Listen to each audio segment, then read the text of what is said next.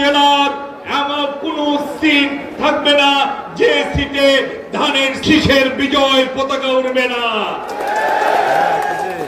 নির্বাচনে ইনশাআল্লাহ জনগণের ভোটে ধানের শীষের জোয়ার উঠবে বাংলাদেশে।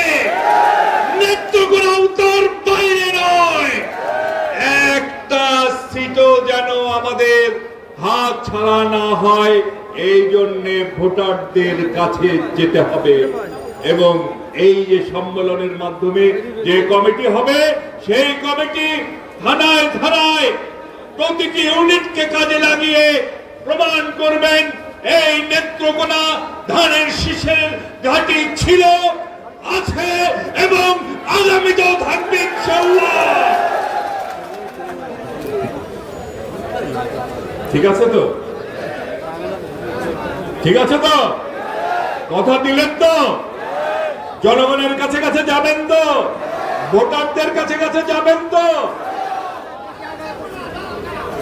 হ্যাঁ, 15-16 বছর ভোটারদের কাছে কেউ যায় না।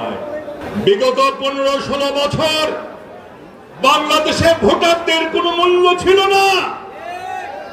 মূল্য ছিল গুন্ডা পান্ডা মাস্তান। বসুন্ধরা টিস্যু, অশুদ্ধতার বিরুদ্ধে এক বিন্দুও ছাড় নয়। যারা ভোট কেন্দ্রে গিয়ে সিল মেরেছে, লাইসেন্সধারী এবং লাইসেন্সবিহীন গুন্ডাদের মূল্য ছিল, জনগণের কোনো মূল্য ছিল না। আমরা সেই জনগণের হাতে আমরা ক্ষমতা ফিরিয়ে দেব। আমরা ওই কৃষকের কাছে গিয়ে বলবো, কৃষক ভাইটি আমার, তোমার কোনো মূল্য ছিল না 15 বছর, আমরা এসেছি তোমাকে তোমার ভোটের মূল্য ফিরিয়ে দিতে। কে বলেছে তুমি গরিব?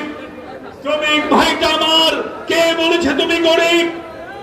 মজুর ভাইটা আমার, কে বলেছে তুমি গরিব?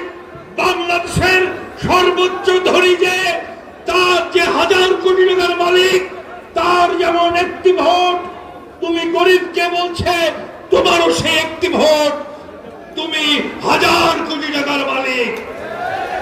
তুমি ভোট কেন্দ্রে যাবা, যে ভোট কেন্দ্র থেকে তোমাকে বারবার ফিরিয়ে দেওয়া হয়েছে, সেই ভোট কেন্দ্রে যাবা। আমরা জিয়ার সৈনিকরা তোমাকে পাহারা দেব, দেখবো এবার কি তোমার ভোটাধিকার বঞ্চিত করে। যাকে খুশি তাকে ভোট দিবা, আমরা তোমার রায়কে মাথা পেতে নেওয়ার জন্য বসে আছি। জনগণের কাছে যান, বলেন আপনারাই ক্ষমতার উৎস, আপনারাই সকল ক্ষমতার উৎস। এই বাংলাদেশে সেই সত্যটি প্রতিষ্ঠা করবার জন্য আমরা জীবন দিয়েছি, আমরা গুম হয়েছি, আমরা জেল খেটেছি।